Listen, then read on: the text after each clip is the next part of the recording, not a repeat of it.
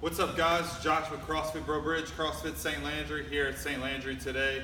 And I want to address a pretty common problem and a pretty dangerous problem that I've seen in people's Olympic movements, all right? And I call it the Sherm knee. And what it has to do with is when you catch a heavy clean or you catch a heavy snatch, if you have this tendency for this one leg to sort of buckle in and the weight to go onto the toe and everything to dump into the knee. I know maybe you have, or maybe you've seen people actually catch a clean or catch a snatch and that knee actually come all the way to the ground. So I want to address what I see as the cause of that problem, or one of the roots of that problem, and it's not going to be something you expect.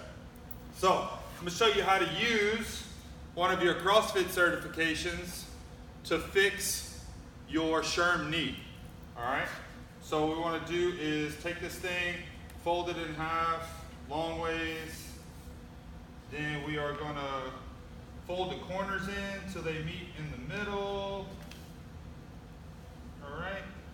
Then we'll fold them over back on that original line.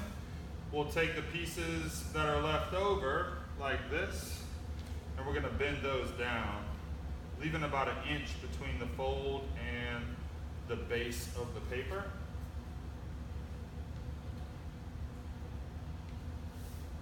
On both sides.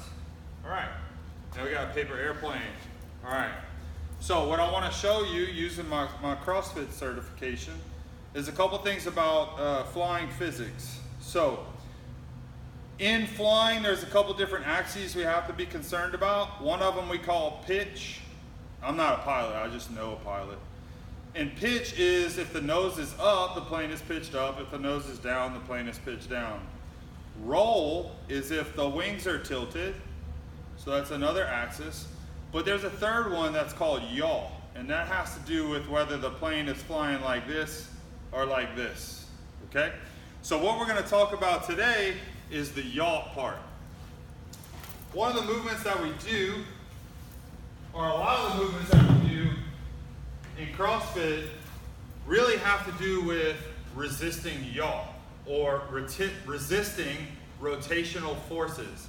That's how we balance the midline, that's how we stabilize the core, that's how we strengthen the midline. So if you're doing like lunges with the bar on your back, you're actually constantly resisting what I call yaw. Now, one of the things that we also, mostly all of us do in a deadlift, is we use what's called a reverse grip, or an alternating grip. So we might have one hand over and one hand under, or vice versa, whatever your preference is, okay?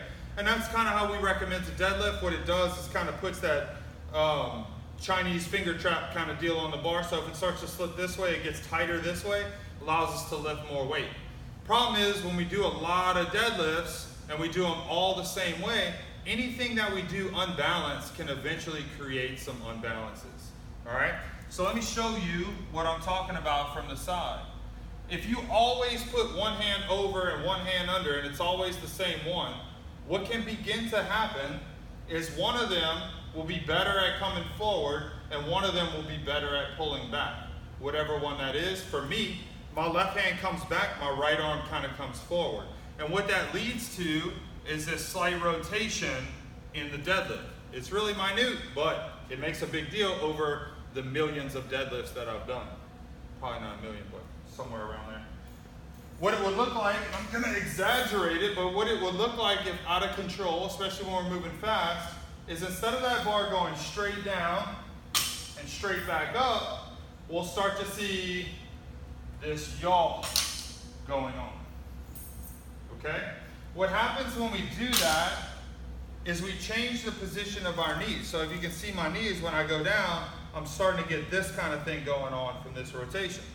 Now, it's not very obvious. We don't notice it at first, but that's teaching that knee and that weight to dump forward and in on one side of the body and stay out and strong on the other side of the body.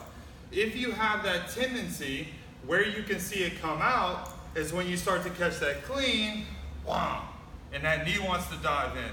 Or you catch that snatch, wham, we have that little rotation going on. Some of you guys might be missing some cleans and snatches due to some yaw. So we have this going on, weights bouncing forward, and we're unable to correct on the way up. So If you notice that tendency, one way or the other when you're catching weight, overhead or in the front rack, I want you to check out your deadlift. Ask yourself, do I do this all the time? And then when I deadlift, am I noticing a little bit of yaw, a little bit of rotation in that deadlift? Tighten that up. The way you're gonna tighten that up, switch hands, all right? Stay with this switched hand, take it slow because everything's gonna be developed that way. Take it slow, start deadlifting the opposite way. Once you get comfortable with that, it took me about a month. Once you get comfortable with that, then I want you to go to start alternating. So in a set of 20 deadlifts, maybe you do 10 one way and 10 the other, and see if that helps correct that little Sherm knee in your lifts. Thanks for watching.